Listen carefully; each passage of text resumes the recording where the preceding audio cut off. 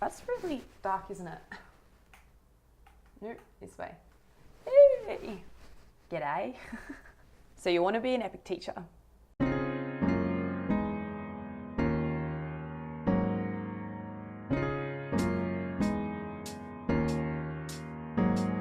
Hello noobs! You are watching this because you want to apply for EPIK or you just thought my thumbnail was cool.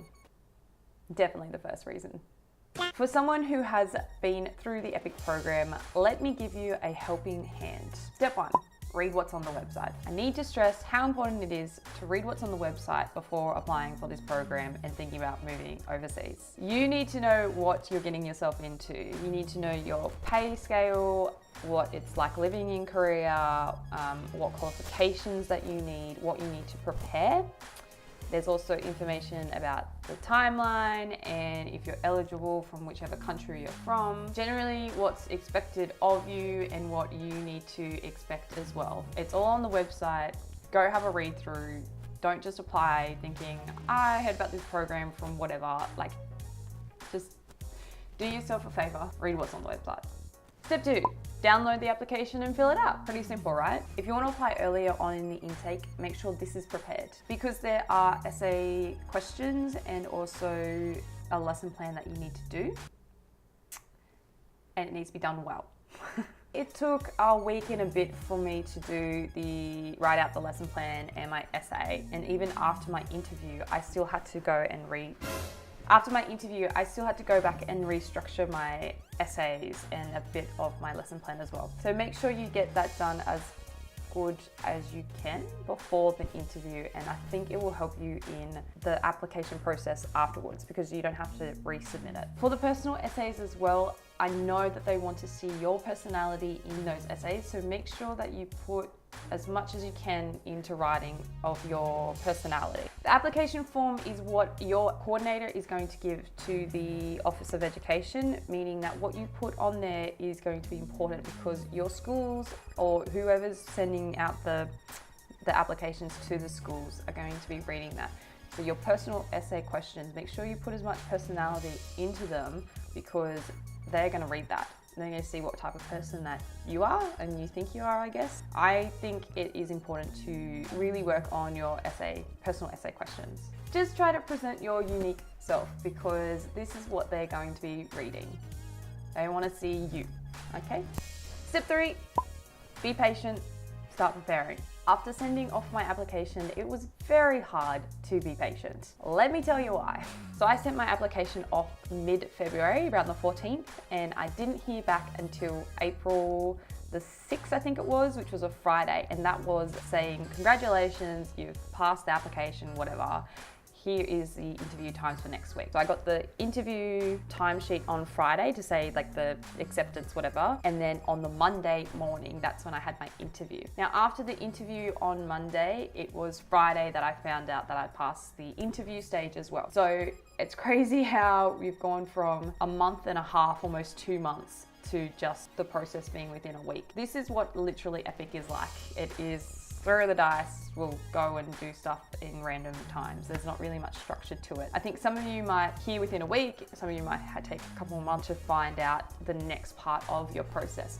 So just be patient with that. Meanwhile, prepare for it as well. After your acceptance of the interview, from this stage onwards, your goal is to get your documentation overseas to your EPIK coordinator. People who want to be in Seoul or a bigger city, this is an important process. If you get your stuff together and sent off, it is probably more beneficial to you because it is essentially first in, first served. So make sure you prepare. If you really want Seoul, you'll have a better chance if you put your documentation in ASAP. I had so many issues trying to understand the documentation and getting official documents in Australia and the postal service. I don't know what it's like for you in your country, but I'm from rural Australia and our postal service sucks. I really want to talk about the documentation process more in length and in detail for you. So I'm going to put that in another video in the future. So make sure you check that one out. So afterwards, it wasn't until the end of May that my EPIK coordinator received all my documents, and then on the 15th of June, that's when we got our notice of appointment to say which province or which city we were going to be in. And so I got into Seoul. Unfortunately, it doesn't stop there. So after you get your email to say that you're in whichever Office of Education you're going to be in, so I got into Seoul Metropolitan Office of Education. It was about a month and a half until we actually got our physical contracts in order to get our visa, and then after your visa, that's when it's time to go, essentially. So what I want you to take from this video is make sure you read the fine print, be prepared to be patient, and also be prepared with your documentation. It will be beneficial to you. Trust me. I remember being super stressful in this whole process because it is a lengthy process from like February essentially until August. That's 5 months of just waiting on a lot of things and things coming at you from emails and documentation, and especially people asking like, when are you going, and like, where are you going within Korea? And I'm like, I don't know. I won't find out until obviously June came, and that's when we found out. But the process before that, yeah, it's just stressful. But afterwards, when you get on the plane and you get to orientation itself, it's not stressful anymore. Trust me, it's exciting and enjoyable as well.